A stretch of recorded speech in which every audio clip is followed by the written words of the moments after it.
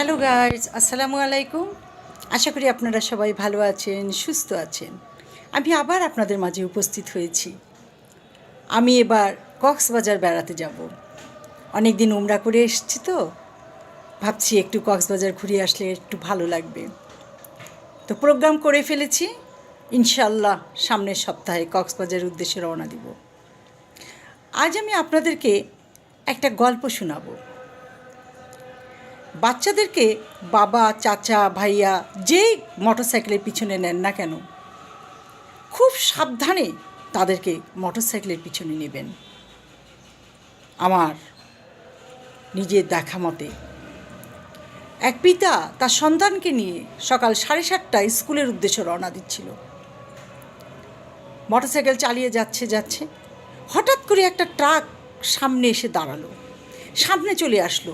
এত স্পিডে আসছে যে বাবা ব্রেক কষতে যেয়ে ছেলে বাবার মাথার উপর দিয়ে ডিগবাজি দিয়ে ট্রাকের চাক্কার নিচে চলে যায় এবং সেই চলন্ত ট্রাক ছেলেটাকে পিষে দিয়ে পালিয়ে যায়।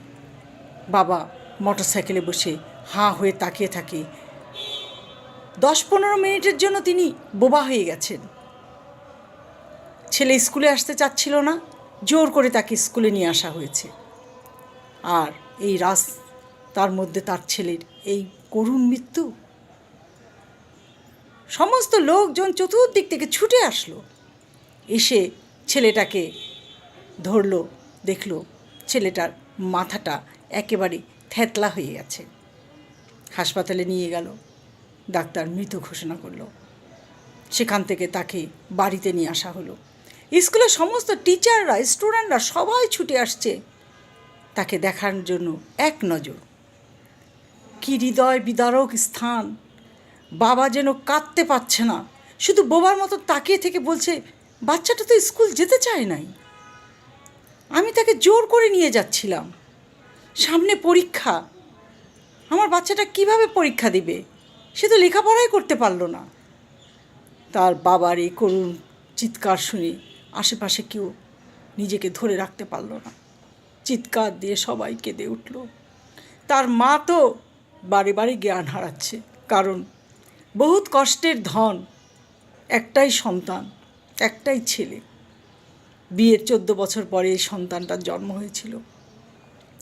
ছেলেটা কেবল নতুন স্কুলে ভর্তি হয়েছে, ক্লাস 1-এ পড়ে। অবাক হয়ে গেলাম, নির্বাক, ভাষা নাই, কাকে বোঝাবো, কাকে সান্ত্বনা দিব, নিজেই তো সান্ত্বনা পাচ্ছি না। এই করুণ দৃশ্য দেখার পর থেকে মনে মনে বললাম, বাবারা তো সন্তানদেরকে খুব সাবধানে নিয়ে যায়, হয়তো তার মৃত্যুটা এইভাবেই ছিল, তাই সে এভাবেই মারা গেল। তাই বাবা, ভাইয়া, চাচা, দাদা সবার কাছে আমার একটাই অনুরোধ, মোটরসাইকেলের পিছনে যাকে উঠাবেন তাকে একটা হেলমেট পরিয়ে দিবেন। শুধু তাই নয়, শিশু সন্তান হলে খুব সাবধানের সাথে তাকে মোটরসাইকেলে তুলবেন। খেয়াল রাখবেন যে সাবধান না চললে মৃত্যু হতে সময় লাগবে না, অ্যাক্সিডেন্ট বলে কয়ে আসে না। তাই সবাইকে অনুরোধ করব, খুব সাবধানে মোটরসাইকেল চালাবেন। মোটরসাইকেলের সামনে দিয়ে একটা কুকুর চলে গেল, কুকুরের গায়ে ধাক্কা লাগলো, মোটরসাইকেল অ্যাক্সিডেন্ট হয়। সে তো 2 চাক্কার, সে তো নিজেকে ধরে রাখতে পারে না। সাবধানে থাকবেন, সাবধানে চলাফেরা করবেন। আজ এই পর্যন্ত। ভালো থাকেন, সুস্থ থাকেন। আল্লাহ হাফেজ।